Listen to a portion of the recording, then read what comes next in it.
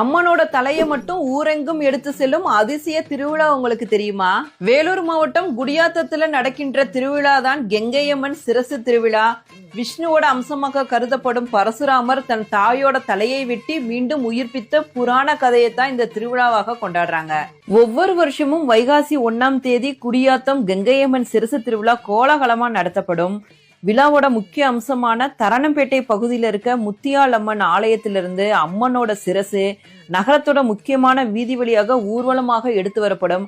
அப்ப பாத்தீங்கன்னா லட்சக்கணக்கான பக்தர்களோட வெள்ளத்துல அம்மனோட தலை அப்படியே ஊர்வலமா எடுத்துட்டு வருவாங்க.